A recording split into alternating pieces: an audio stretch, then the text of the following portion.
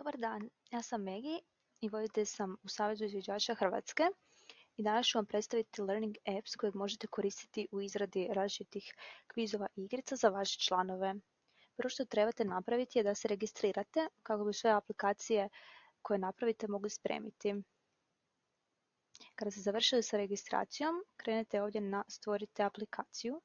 Tu će vam se otvoriti različiti predlošci, igrica i kvizova kojeg možete iskoristiti.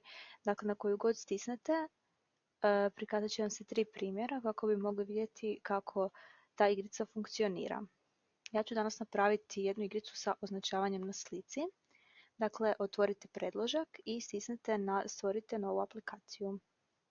Kada vam se to otvori, vidjet ćete sve će vam biti lijepo objašnjeno i vrlo je jednostavno. Odaberemo naslov naše igrice. Ovdje možemo staviti opis zadatka. I krenemo sa izradom igrice. Odabrat ćemo dakle sliku na kojoj ćemo označavati. Najbolje je da si slike prije skinete na vaše računalo kako bi ih mogli što jednostavnije pronaći. Stisnemo ovdje u redu. I kada smo učitali našu sliku, krenemo sa dodavanjem oznaka. Ja ću označiti ovako, na primjer Zagrebačku županiju. I dodat ću dakle odgovor, odnosno ono što prikazuje ta oznaka. Možemo dodati još jednu oznaku mjesta. Dakle, možete izabrati tekst, sliku, može biti video ili zvuk. Ja ću izabrati opet tekst. Dakle, izabrali smo 2 oznake, možete ih dodavati koliko god hoćete. Ovdje tu imate još različitih postavki. Ovdje možete upisati tekst koji će se prikazati kada se pronađe točno rješenje. Kada ste sa svime zadovoljni i kada ste završili, stisnite ovdje na završi, te će vam se prikazati vaša aplikacija.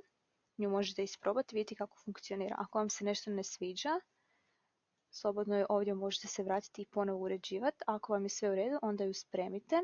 Naravno i nakon što ste ju spremili, uvijek ju možete ponovno uređivati, znači možete se vratiti na nju i promijeniti što god želite.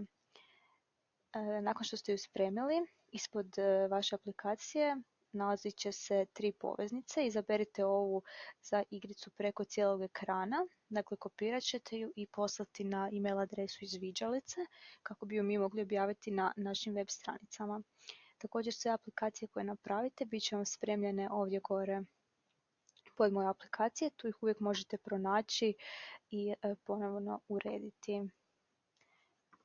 To bi bilo to. Hvala što nas pratite i pogledajte naš kanal ako želite saznati više. Pozdrav!